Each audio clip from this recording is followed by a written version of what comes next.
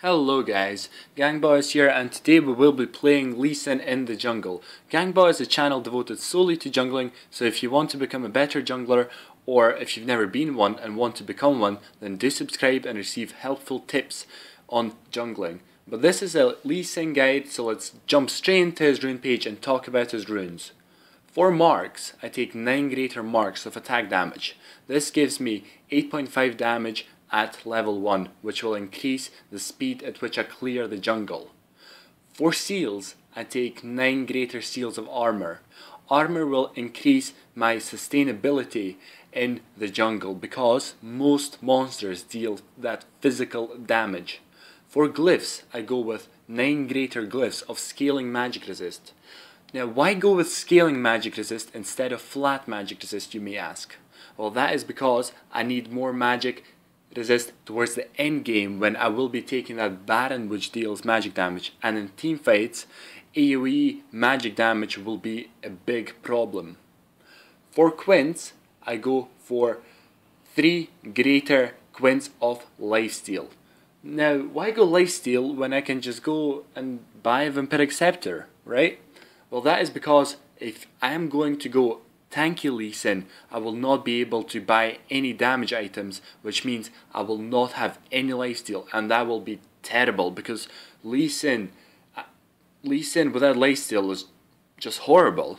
So just in case, do go with 3 quints of lifesteal. That is what I recommend to you. I have 2 mastery pages, so let's move on to them. This is my AD mastery tree. I take 26 points in offense and 4 points in defense.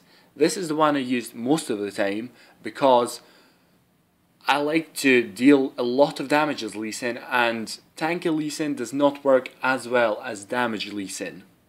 I do have a tanky Lee Sin mastery tree, and this is it. I go 24 points into the defensive tree and 6 points into the offensive tree.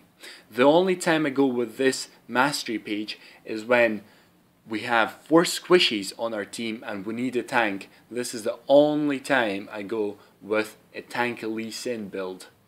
But anyway, now that we've done all the pre-game stuff, let's jump straight into the Summoner's Rift and see how Lee Sin does there. So now that we're here, here's the jungle route I use. I start with the blue and I go to the red, or if I'm on the blue side, I start with red and go to the blue. But remember, I do not want you guys to stay in your own jungle. I want you to invade their jungle. I want you to kill the other jungler.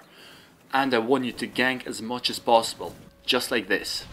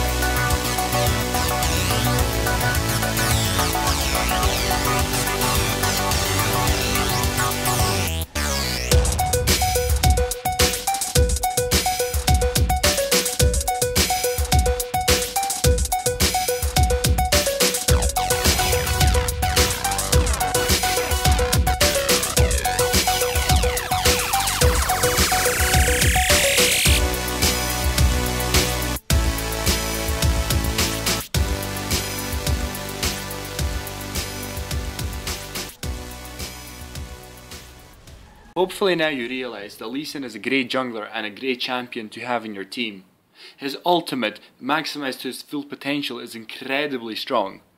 You can safeguard to a ward behind their AP carry or their AD carry and then kick them back into your team, trading your life for their life. It is a worth trade as long as it's their AP carry or their AD carry that you kick back. Remember that. But then again, you must practice his ultimate. It's not as easy as it looks.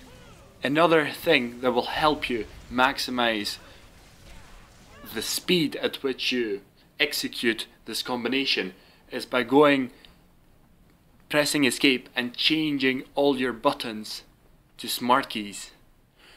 That means you do not have to click on your safeguard and click onto the ward. You can just hover over a ward with your mouse and click that W button, and then it will safeguard to a ward. This will make your whole execution much faster. That's all I really have to say, and here's the item build that I built, and here are the items that are also going to work on Lee Sin. Hopefully this guide will help you in your future Lee Sin games, and remember to always pick a jungler. Always pick a jungler, because jungling is the best role. And remember, subscribe to me and like this video. I'll see you guys in the next video.